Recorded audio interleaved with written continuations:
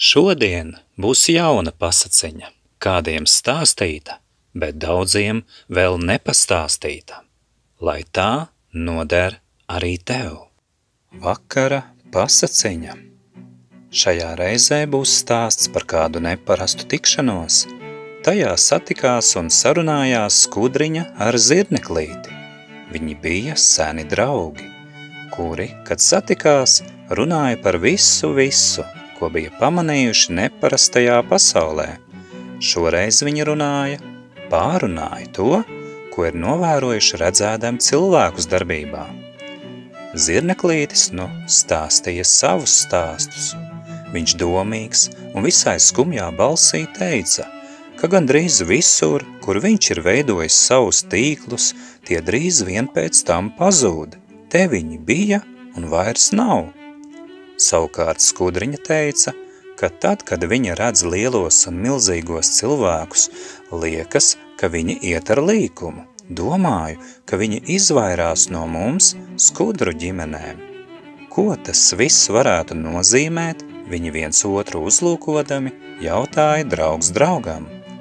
Man teica manas dzīves skolotāji, turpināja skudriņa, ka cilvēki no mums iespējams baidoties. Baidoties? Jautāja zirneklītis.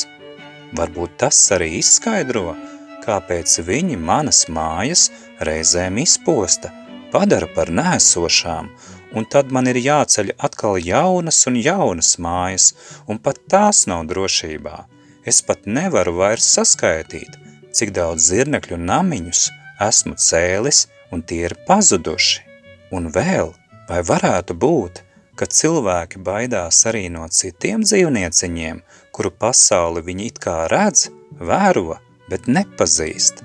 Uz to gudrā skudriņa sacīja: tavi vērojumi ir arī mani vērojumi. Cilvēki izturās pret mums, kā pret tādiem, kas būtu no citas pasaules, un ko viņi it kā pazīst, un tomēr nepazīst. Bet kā tad mums būt šādā pasaulē, kur lielie cilvēki dara savas lielās lietas, dara tā, it kā mūs neredz un nedzird? Kur gan mums palikt, ja viņi ir tik ļoti izplatušies, tik daudzās vietās un malu malās? Domīgi jautāja zirneklītis. Es domāju, zirneklīša sacīto papildināja skudra, ja mēs būtu viņi un viņi mēs, viņi pavisam noteikti negribētu, lai mēs darītu viņiem to, ko viņi dara mums. Uz brīdi iestājās klusums. Draugi domāja savas lielās domas un mazās un lielās. Un pēc maza brītiņa atkal kāds no draugiem ierunājās. Es sapratu, man ir atbilde, un tā ir. Mums par šo būtu jājautā visu pasauļu radītājam, kāpēc cilvēki mūs nesadzird. Un tad labie draugi, katrs savā valodā atrada ceļu, kā pastāstīt savu sakāmo visa labā radītājam. Viņi jautāja, kā tad viņiem būt tur, kur cilvēkiem ļauts būt, un kur radītājs taču nav liedzis būt arī mazākām dzīvībiņām. Un atbilde nāca un nekavējās.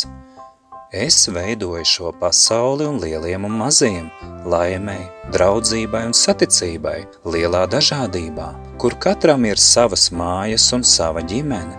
Veidoju tā, lai ikvienai dzīvībai būtu dabīgi saudzēt otru, sajust, sadzirdēt, mīlēt un ļaut viens otram būt. Es devu cilvēkiem kādu īpašu dāvanu, ko viņi zināja saukt par izvēles brīvību. Reiz notika, un pēc tam atkal un atkal tas atkārtojās, kad cilvēki gāja pret dabu un pret savu sirdsapziņu. Tas aizveda viņus tik tālu, ka viņi iemācījās ne tikai vairs nedzirdēt mani, sargeņģeļus, bet arī dabu, kurā cilvēki atnesa skumjas pārmaiņas. Tas, kas bija radīts, lai būtu mūžīgs, zaudēja dzīvības spēkus un turpina zaudēt. Taču es esmu padomājis par to, kā visu reiz vērsīšu par labu. Ceļā uz to jūsu pieminētie cilvēki dažkārt redz labo eņģeļu sūtītus sapņus par jauno zemi, kur taisnība mājo. Un ziniet, reiz pienāks diena, kad kāds cilvēks šo, ko jums saku, pastāstīs daudziem cilvēkbērniem un atgādinās par ceļu uz mājām un arī pagaidu mājām, kurās mēs mācāmies mīlēt un saprasties dienai, kura pārtaps jaunā pasaulē, tādā, kur labi klājas ikvienam. Skudriņa un zirneklītis klausījās plašajā stāstā un brīnījās par to, ko sadzirdēja.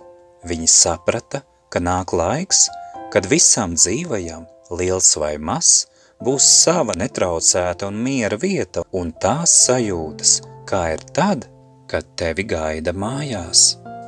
Šo visu sadzirdot, mazās radībiņas steidza šo pavēstīt savējiem, katrs savās mājās, un kad tas bija noticis, viņi atkal satikās un atklātā sarunā Skudriņa teica zirneklītim: Es jūtu ar visu to, kas es esmu, ka radītājam var uzticēties, un viņš patiešām paveiks savā laikā to, ko ieplānojas, un būs sava vieta un savas mājas, un jums un mums, lieliem un maziem, tuvumā un tālumā. Tie, kas viens otru jūt, dzird, mīl, tie reiz satiksies un sapratīsies. Uz to zirneklītis īsi piebilda, ka viņi, arī mēs, to darām un apgūstam jau tagad. Šī vakara stāsts nu ir pastāstīts. Katram sava dzīves skola, sava pieredze, savas mācības, kuras jāapgūst, taču kādas no tām ir kopīgas mums visiem. Mīlēt, dzirdēt, just, saudzēt sevi un citus un saprasties, būt līdzjūtīgiem un draudzīgiem. Lai mierīgi un labi sapņi jums, mani mīļie bērni, un ikvienam labas gribas cilvēkam, tuvumā un tālumā, lai labs miegs to par labu veselību un dzīvot prieku, radītāju gudrību un spēku jaunai dienai. Mēs satiksimies. Un vēl kāda mazītiņa domiņa. Kad šis stāsts tika manis ierunāts, uz brīdi izgāju dabā un ieraudzīju varavīksni. Tā bija dubult varavīksne, kā tāda zīme, sveiciens un atgādinājums no mūsu radītāja, kas mūs mīl un arī savus bērnus mudina mīlēt vienam otru. Paliekam viņa mīlestībā. Es, jūsu tētis, jūs mīlu, mani bērni, lai arī jums un ikvienam ir laba sirdsapziņa mīlēt savus tuvākos, kā sevi pašu, kad iespējams darbos, kad iespējams vārdos, un vispirms jau labās un patiesās mīlu tevi, mīlu jūs domās. Ar labu nakti. Vēl klusiņām pateikšu, ienāc arī rītvakartē, jo esmu iecerējis ierunāt jaunu stāstu, lai top gaisma, top siltāk.